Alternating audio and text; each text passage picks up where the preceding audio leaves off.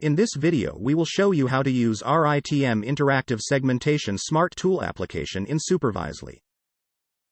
Select SmartTool and create a class.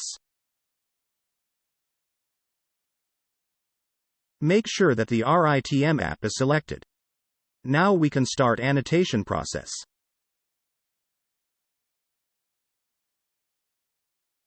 After we have annotated and submitted an object, it will be displayed at the objects list.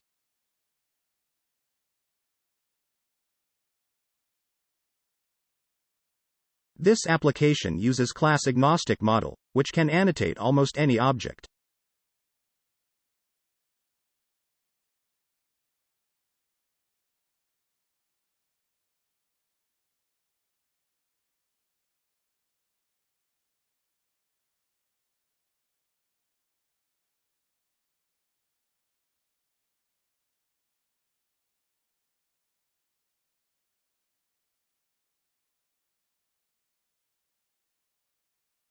Let's annotate a few cars now.